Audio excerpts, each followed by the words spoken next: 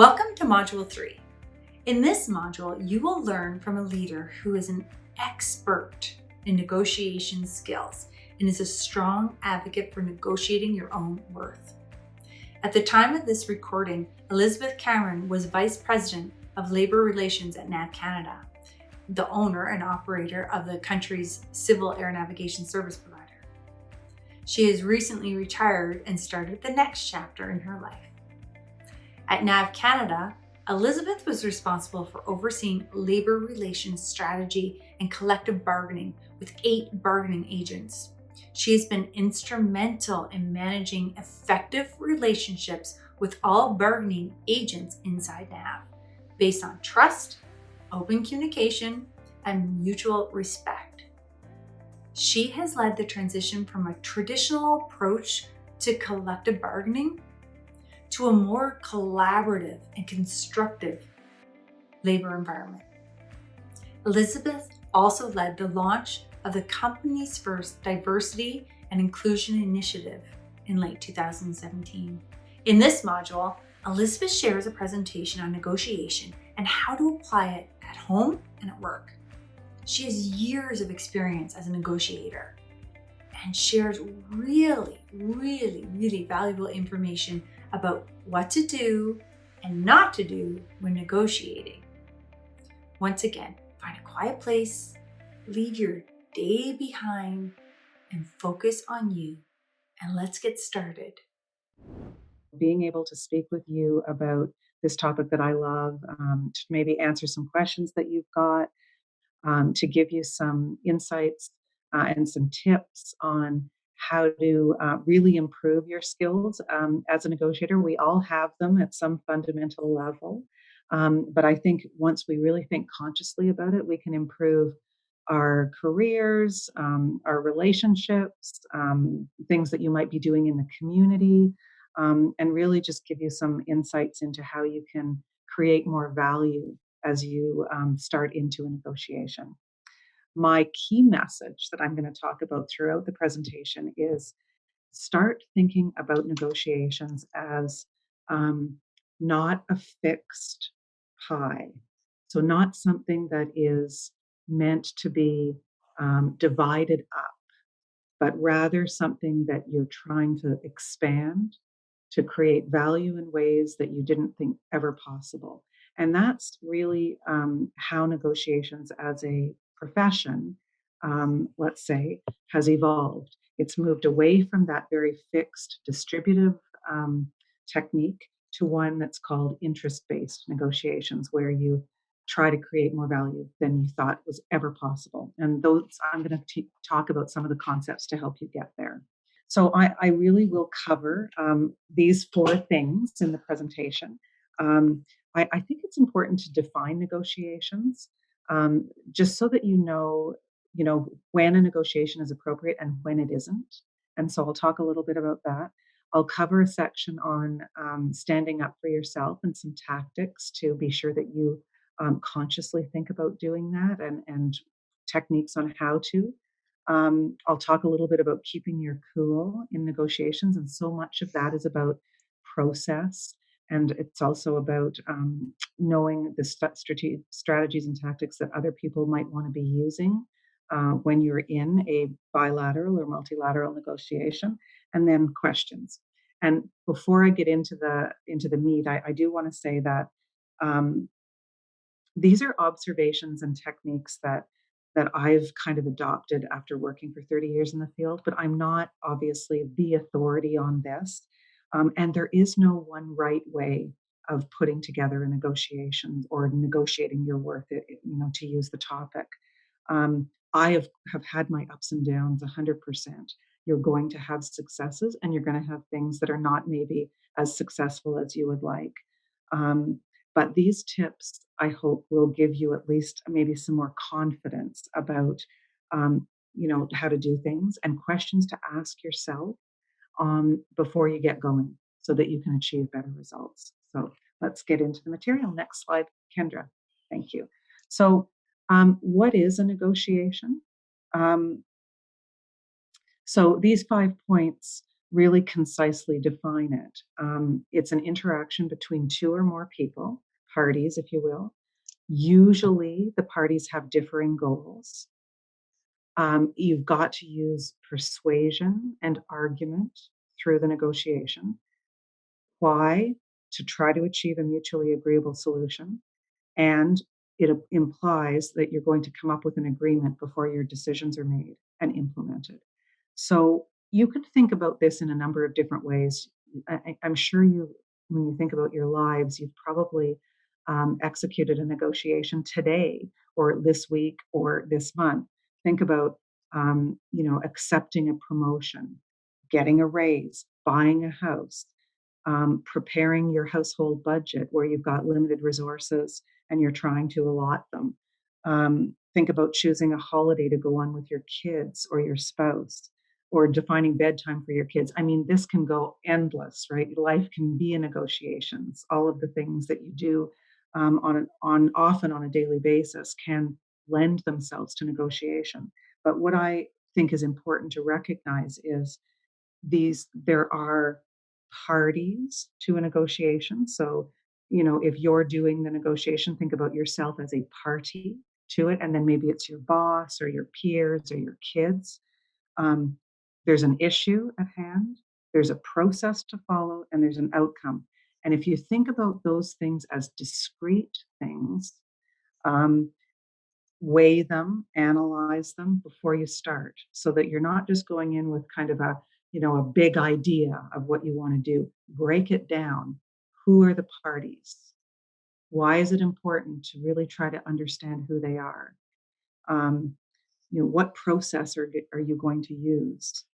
What outcome do you want? All of those things are important for you to think about in the negotiation. Okay, next slide, Kendra. And then why do you want to negotiate is the next question that you've got to answer, because you've really got to be careful that not everything requires negotiations. So ask yourself why you're doing it. And this slide and these five points really talk about the reasons why you might want to negotiate. Okay, but if you have the power to make the decision without a negotiation. Sometimes you just want to do it and get on with it, and that's okay, right? So, not everything requires negotiations. But if you do, hear these five reasons, they're often the reasons why you'll want to. You don't have the power to force the outcome, it's to your advantage to do so. You might need buy in or support for a solution, and you might want to minimize resistance to the outcome. So, those are all the reasons often that you will want to negotiate.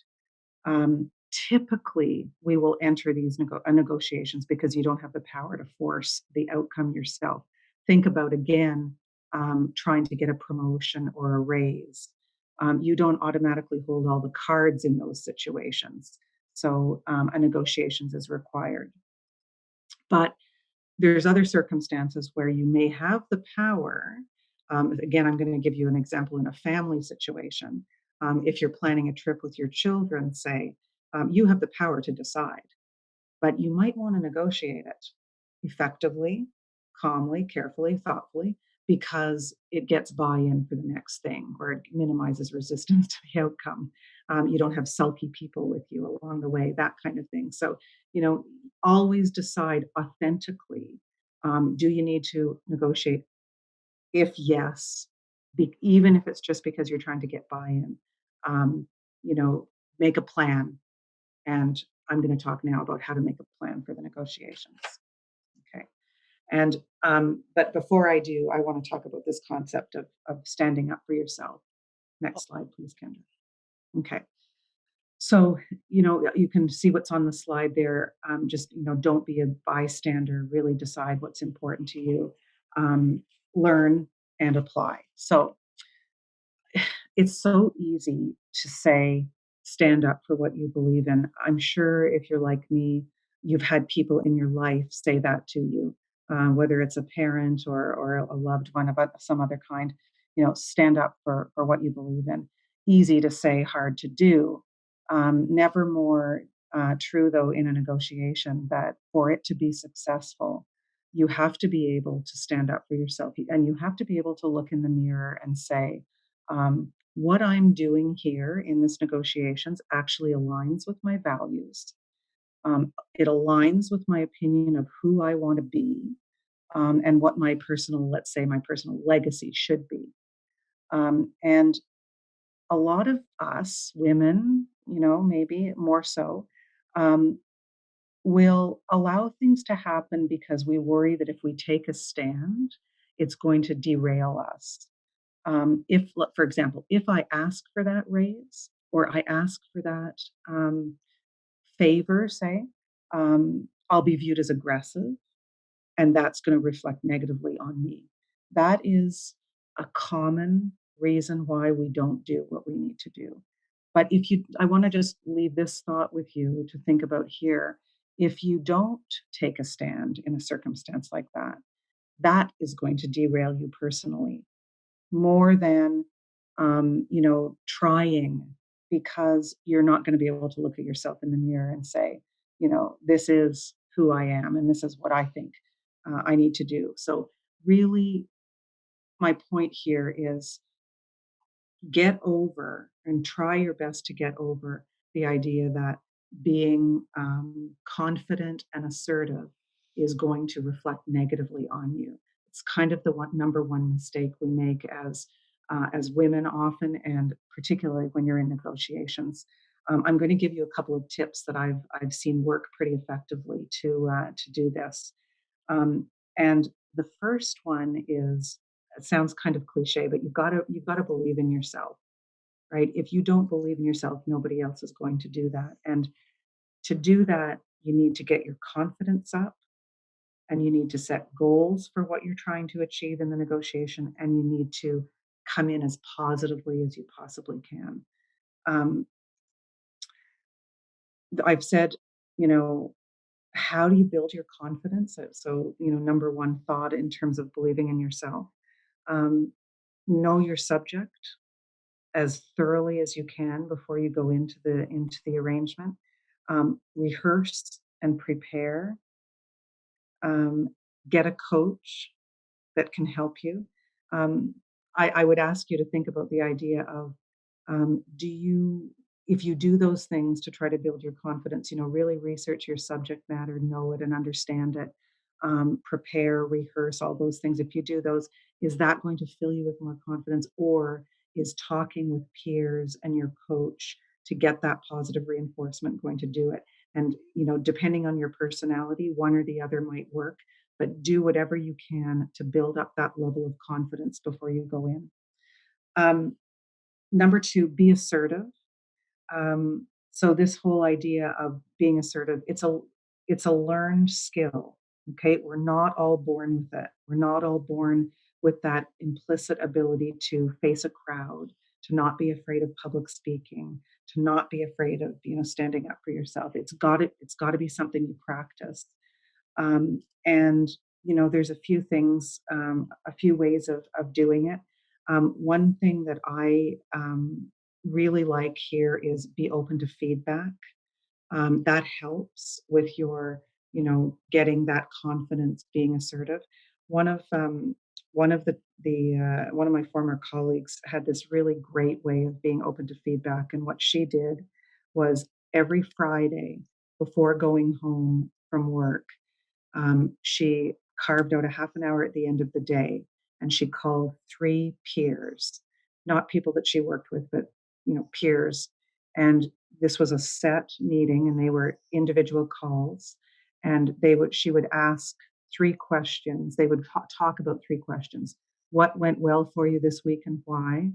What didn't go well for you this week and why? And what are you going to do differently next week? And every Friday they did that. They went through it. And it was a way of rehashing the week, rehashing the things that she was trying to accomplish, building up her skills and her assertiveness, and consciously trying to make that, you know, I believe what I'm doing is right. I'm strong and confident. I'm, surrounding myself with positivity. I'm improving my ability to get to be effective. Um, in also in this another little technique in being assertive. Um, you got to learn how to say no because this is something. And Kendra, I'm just love to see your face right now, but I can't.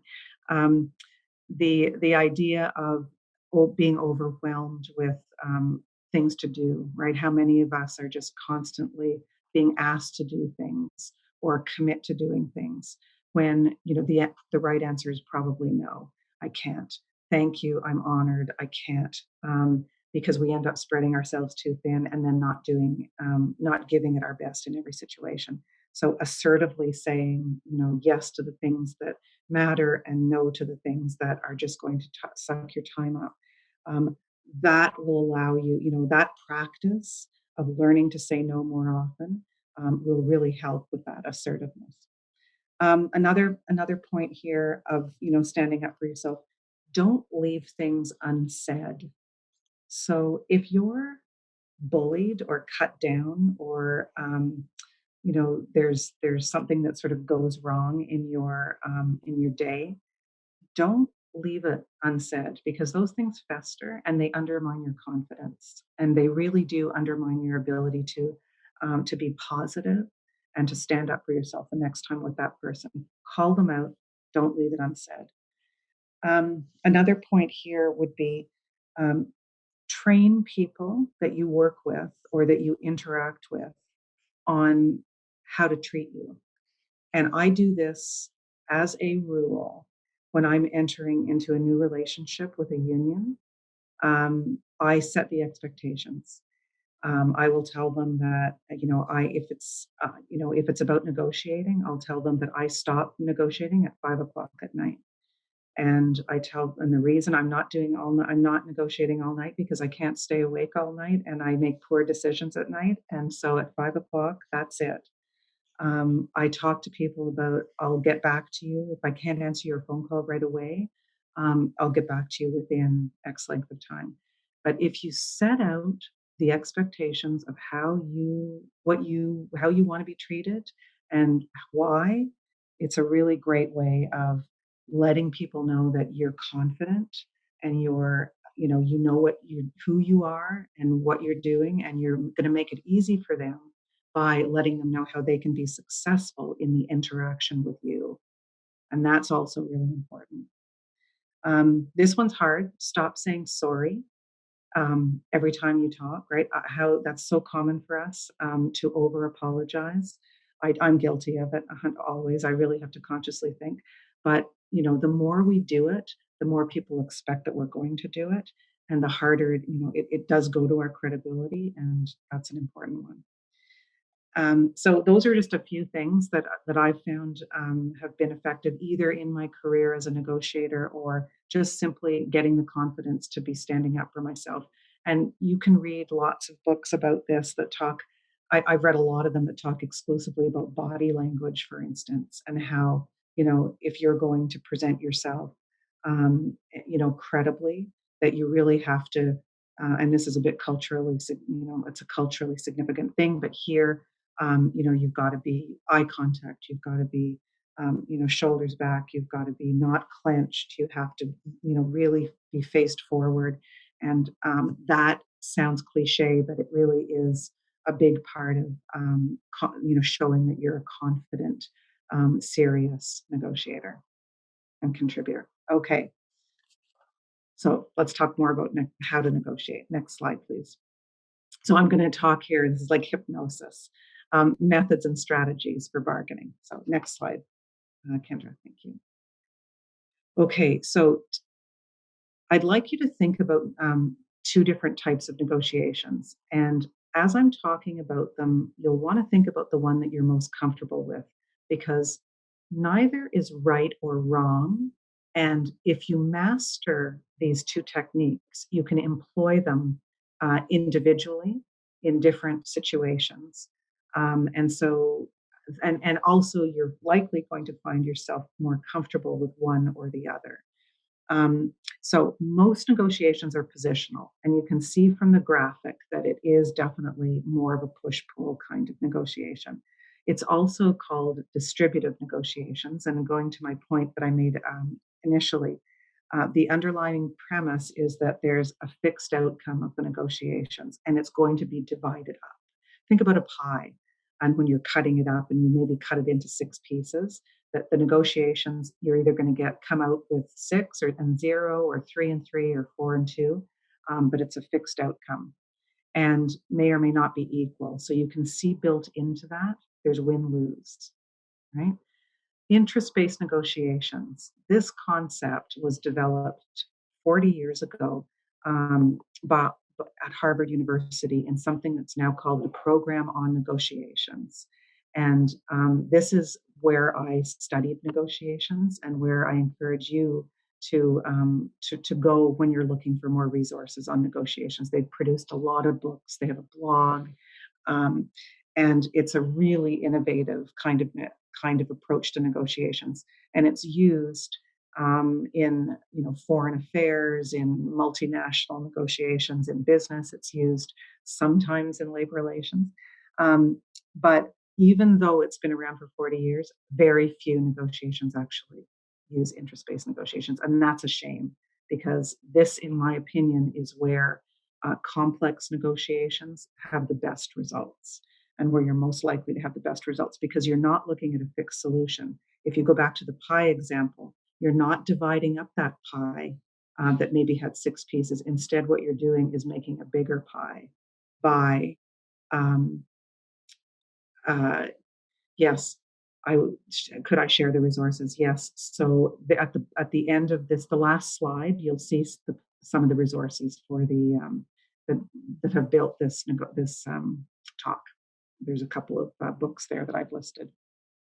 Um, am I getting those questions right? There's no others. Yeah. Okay. Um, so I'm going to talk a little bit more about these two kinds, and they all, as I said, they also have different names. So sometimes interest-based is called mutual gains, and sometimes it's just called win-win negotiations. So next slide, Kendra. Thank you. So here's a really great comparison on these two different kinds of negotiations. So the positional, there's a winner and a loser typically. It's typically about individual gain. So one side has got to win and the other side has got to lose. Um, usually the interests are opposed in these negotiations, and you don't really care about the relationship. It's a short-term relationship. Think of buying a car, where you might just be going into a dealership, and you never deal with that salesperson again or that car dealership again. But then think about your things you're doing with your family or things you're doing at work, where you can't. Work is a good one because you can't get divorced. You're likely, unless you quit, you're likely there, and you want to keep the relationships. Positional is typically if it's a single issue and not multiple complex issues. It's characterized typically by people who are really hard on people, sorry, and soft on the problem. In other words, because you don't care about the relationship, there's often tension, raised voices, walking away, storming away, and the problem gets lost in all of that noise. Okay? Trust, there's often trust issues, distrust, even threats, pressure. The opposite can be said for interest based. Here, what you're trying to do is find outcomes where everybody gains. Um, you're trying to find congruent interests. You're focused on the relationship, multiple issues, which is why collective bargaining works really well with interest based negotiations. Here, you're being respectful of the people involved or soft on people, but you're really working the problem. This kind of negotiations takes a long time. You've got to be invested in it because it's got a lot of components to it and takes a lot of exploration and reasoning to try to bring to a conclusion. I'll give you an example of how to do interest-based bargaining just very quickly. Um, if you're looking at a potentially a negotiations for terms and conditions of work, and you're trying to figure out how you're going to um, negotiate over post-retirement income. Okay, so maybe pension, for example, and the this is an actual example. A union will put a proposal on the table to say that they want to improve the pension benefits of low income earners, and that demand doesn't only have one solution, right? And so, what an interest based negotiator will do will probe at why the proposal has come in with such a defined problem or a defined description protecting the post retirement income of low income earners. And it's through the probing of what the interest is, what's going on with the low income earner, what's the experience, what are you really trying to achieve, does it have to be through a pension, are there other ways, and through full exploration full exploration of the interests and then a joint brainstorming of options to solve it, the parties in this negotiations were able to discover that this was actually about making sure that there was housing for people who were going to have significantly reduced income after work, and was there a way that we could support some kind of cooperative housing.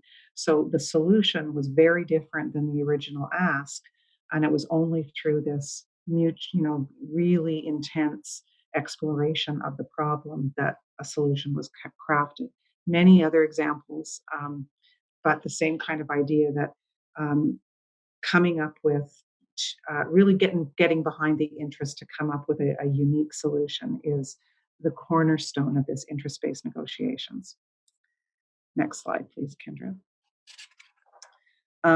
So you know what? There's like 4-month courses on interest-based negotiation, so I really have not done justice to it. But I do want you to know that from that slide, two different types, both have their place. But if you can really think about interest-based and read about interest-based negotiations, it's the one that will help you come up with really good outcomes, especially when the negotiations are complex. I'm going to talk a little bit now about 3 concepts that really work well in preparing you for negotiations. It's called the negotiations framework. And these words, I don't know if you've heard them before, but to be successful, what you'll want to know is your BATNA, your bottom line, and your ZOPA. And I know they sound a little funny, but we'll talk about each one, and hopefully you'll see the benefit of understanding. So let's go to the next slide and start with BATNA. So what it is it's the best alternative to a negotiated agreement.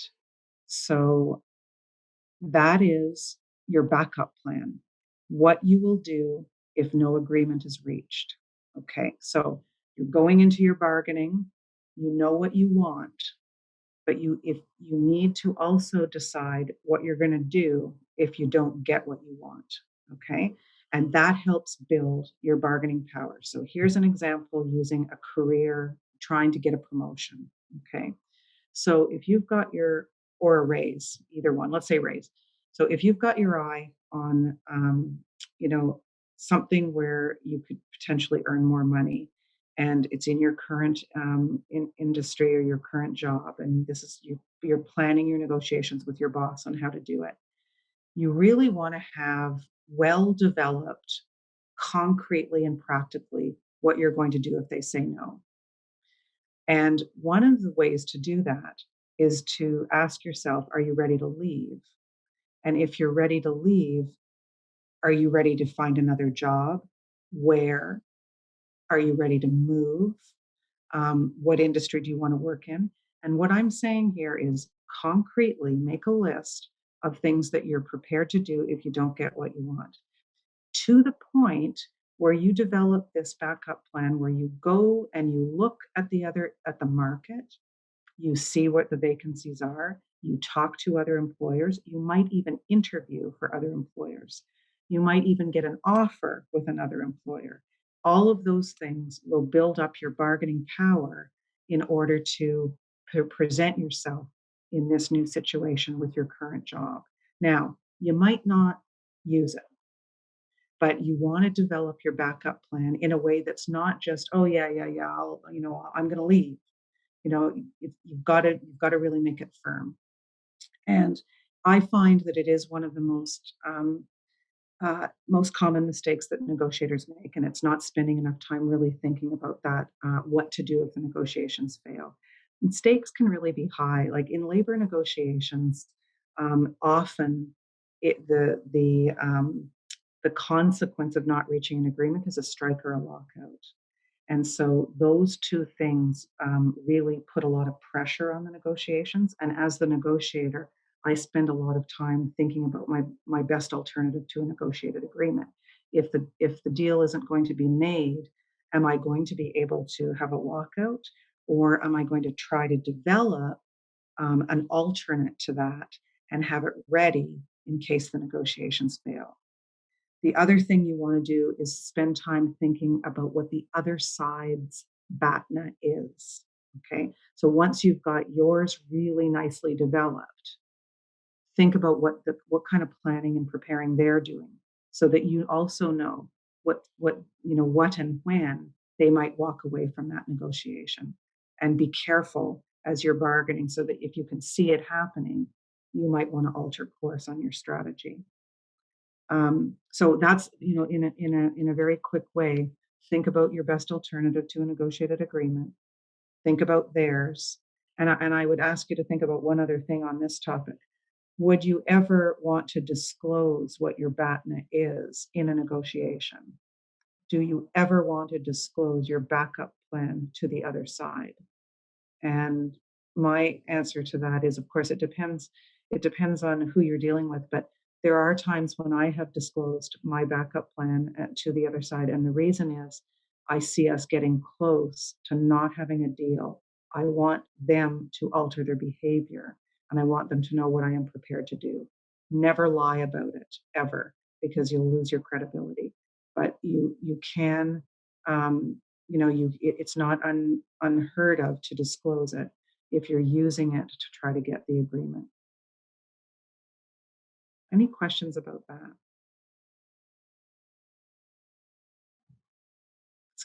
Such an important point, and well, maybe we'll leave it to the end. But yeah, it's one that I really, Elizabeth, yeah.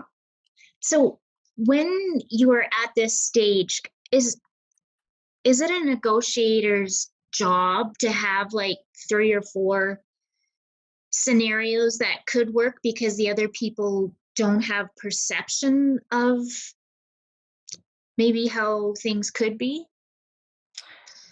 Yeah, I think it's yeah, I think you're, maybe if I'm reading you correctly, I always think that part of the job of a negotiator is to educate, and is to Mhm. educate on, why you, not only why, what your interests are and why you're trying to achieve what you're trying to achieve, but to also help them understand what you're going to do if you can't achieve your outcome. And having as many ways of describing that, as many yardsticks as you possibly can, the better. And when I mentioned earlier that this kind of negotiations takes a long time, one of the reasons is that I often will say, let's do the research together. Mm. So if we're talking about, let's say we're talking about improving um, wages, and I'm sorry, they're all labor examples. I need to get a few other examples. But if you're trying to improve wages, you might want to say, let's go and look at, what other major wage settlements are, what other economic indicators are, and you go together out so that you're looking at the same data. And that example can be applied to other things, but you're on mute. Could you bring all of that research ready with you Yes, to you share? should. Just Yeah. to, my mom used to be a collective bargaining agent for her union. And I was like, oh, all the time they wasted back then was like, just lay it out on the table. Absolutely right. And one of the things we do with our union at NAV is we'll say one of the days that in the early days of bargaining, we'll say, let's get our economists together and they can do a joint presentation. So they come to the parties, to the bargaining table, and they each will give a really great presentation on what they see for the industry, for the economy. And that is very helpful. And yeah, so doing that together is really great. Yeah. Okay. So next slide, Kendra. Thank you for the question, Kimmy. That was great. Okay. And can you click again, Kendra, please? And again, and again. Thank you. Okay, so I'm going to just run by this one, but the ZOPA is the zone of possible agreement.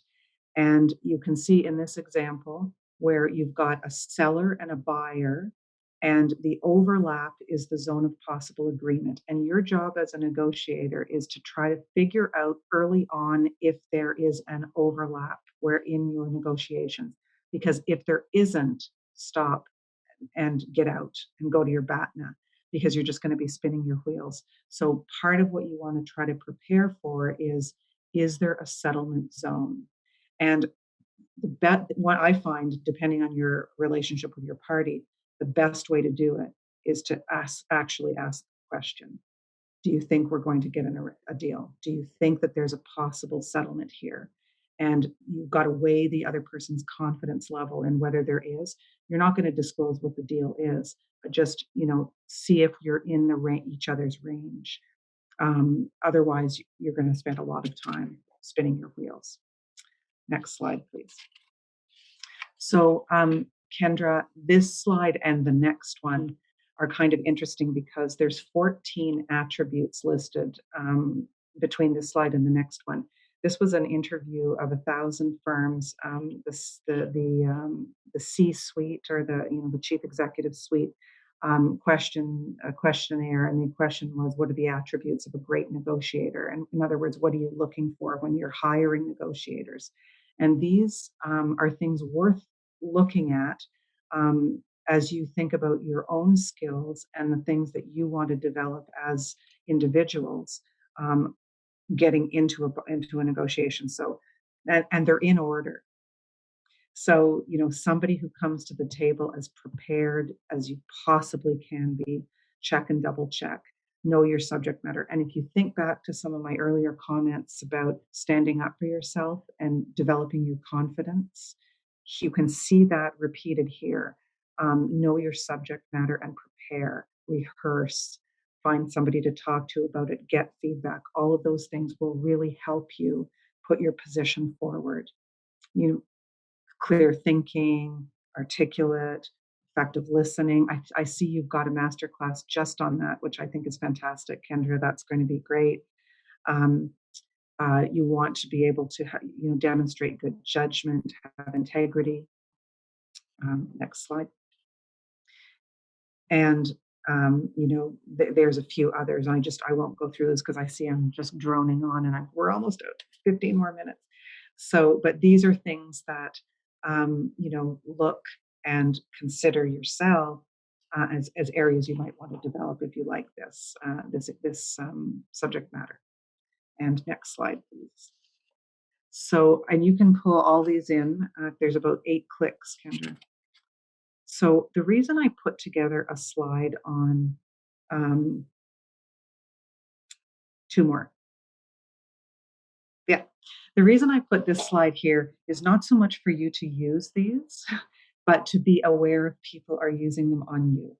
Okay. So when you're in a negotiations, you don't want to be techniqued out of the negotiations or to be backed into a corner. And these are the typical things that can happen. I'll just define a couple of them because some of them are obvious, but cherry picking is the following, where you've got a negotiations that you're trying to complete and there's multiple issues.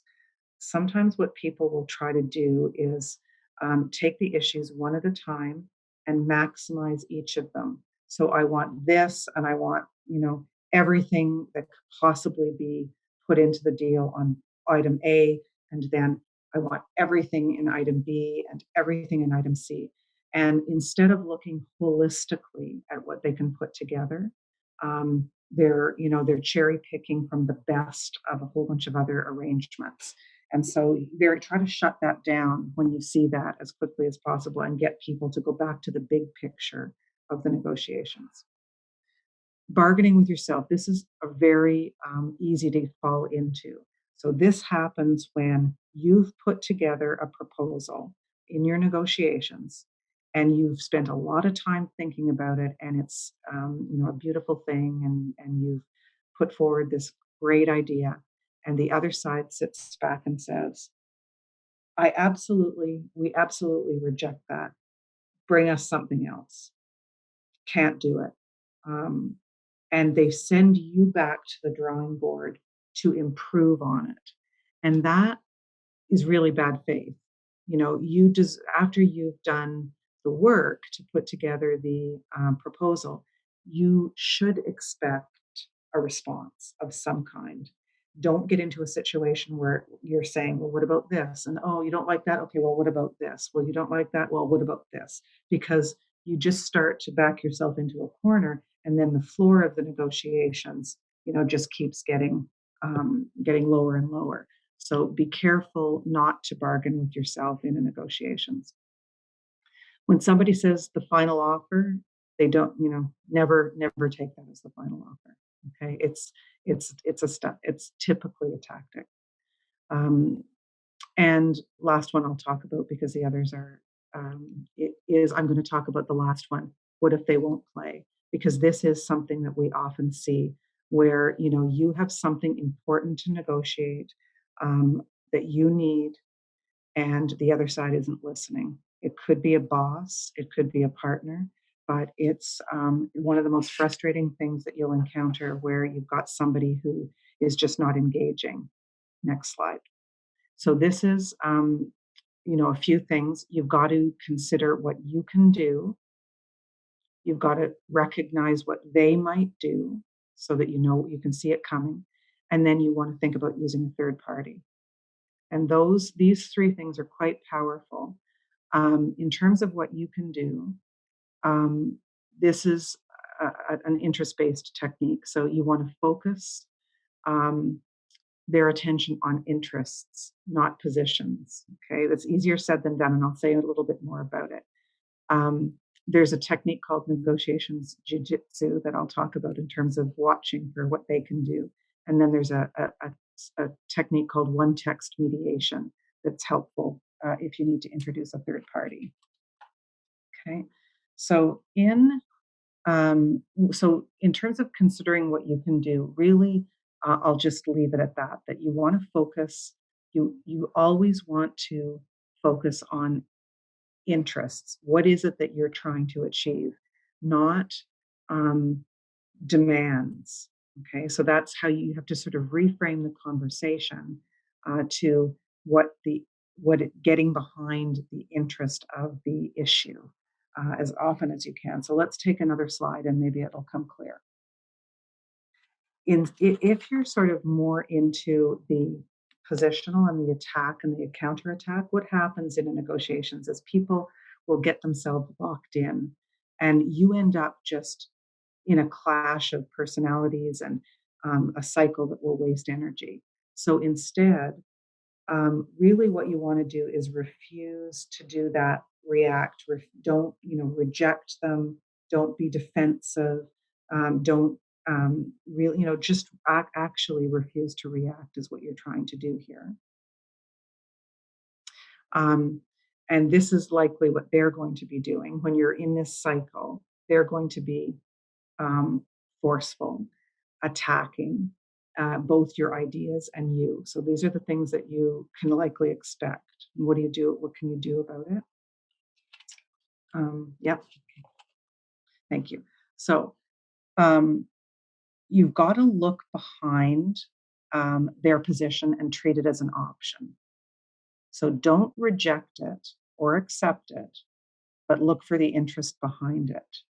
Okay, so, and think of ways of improving it.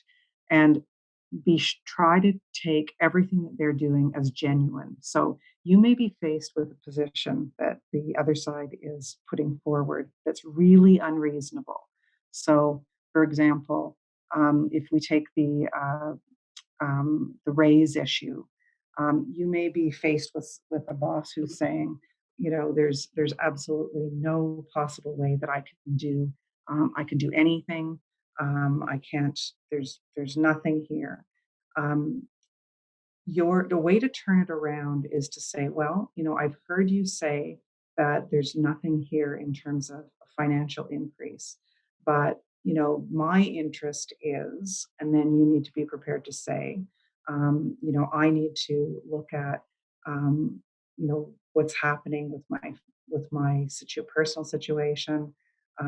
I don't necessarily need this in money. That's only one way of doing it. I can look at a variety of other options, such as time off, pay at the end of a project, um, a different benefit. Um, it's trying to reframe them from just a zero sum. I want this no to here are a number of other ways that we can get at the same interest. Okay. Um, okay, there's one way of responding to that. Okay, Kendra.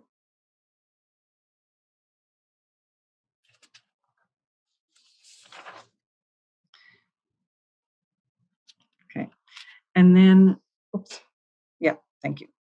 And then it's very common for us to get defensive when we're in a negotiations, and especially if we're trying to defend our own ideas. We've got something that we've really thought through and thought a lot long and hard on.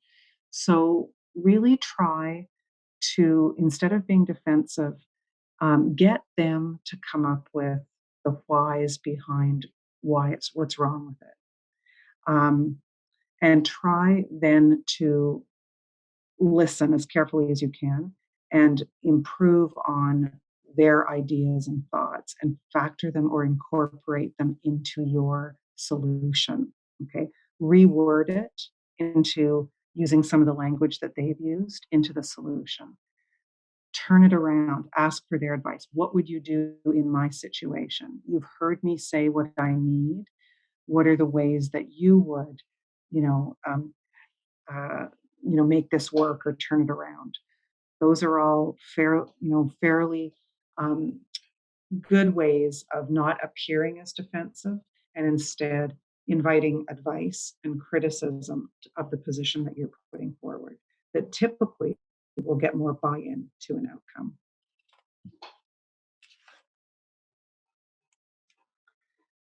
And then, this is another thing.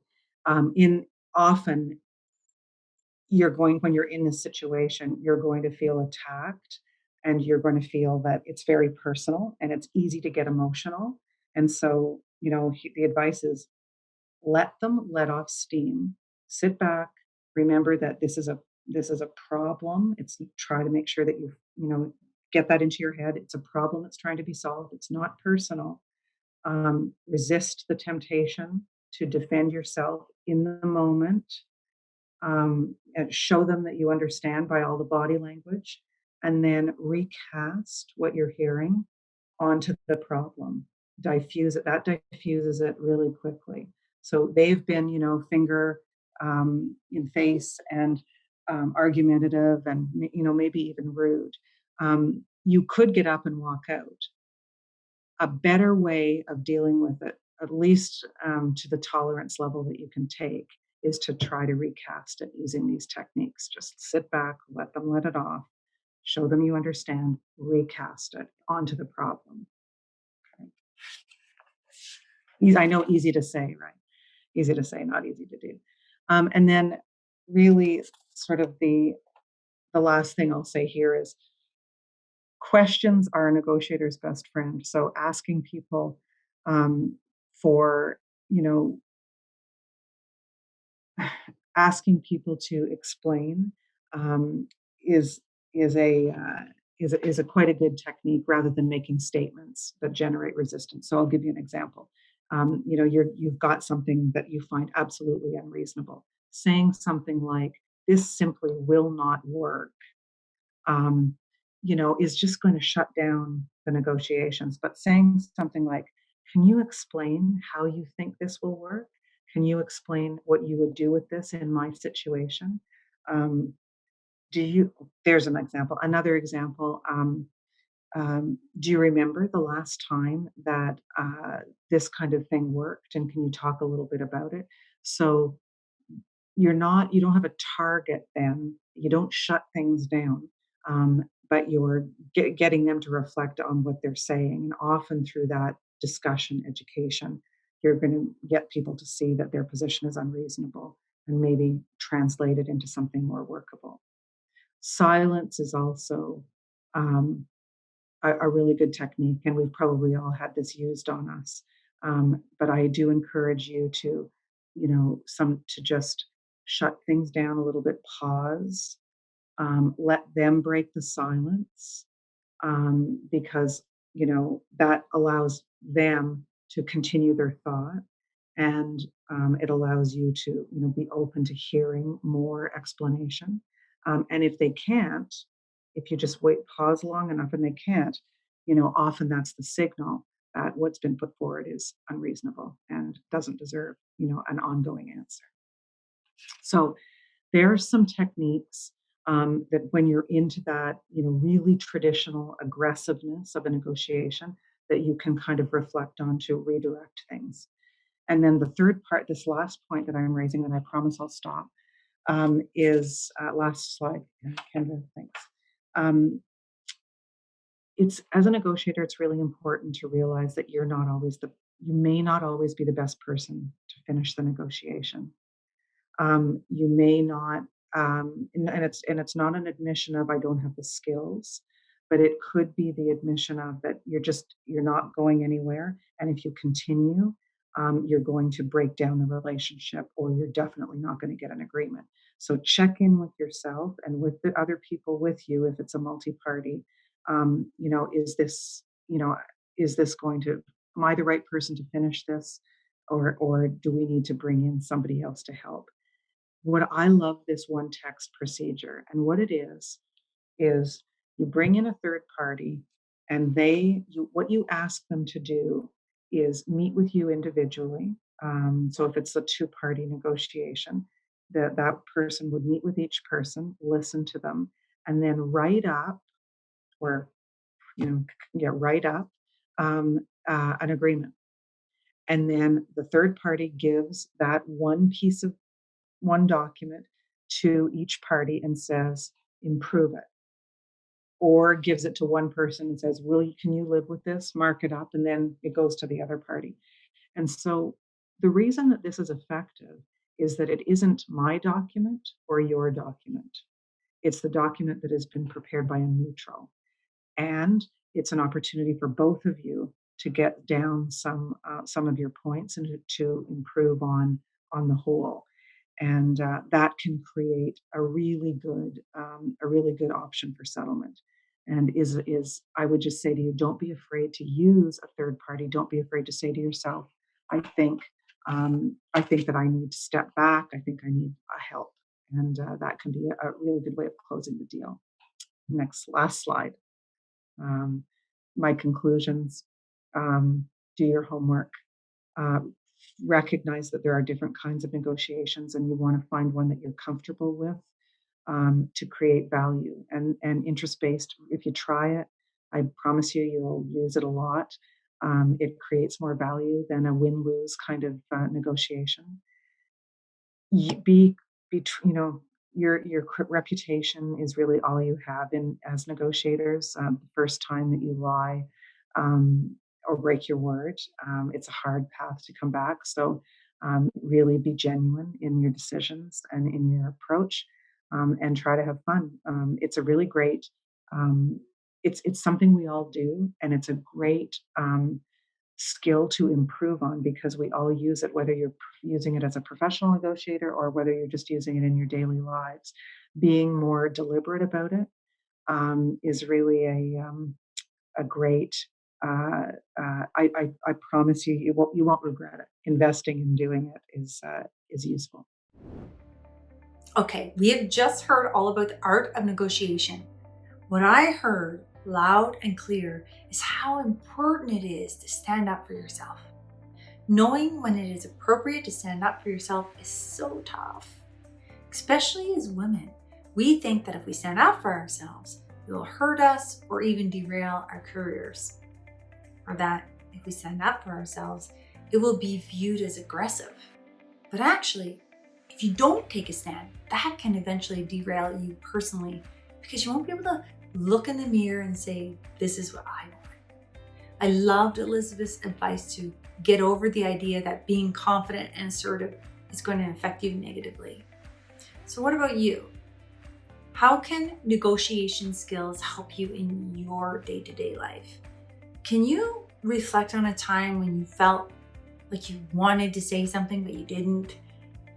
Why don't you maybe even try stepping in front of a mirror and practice what you would say in that situation and how you would say it? Spend some time really thinking about negotiating. When you're done, come on back for public speaking.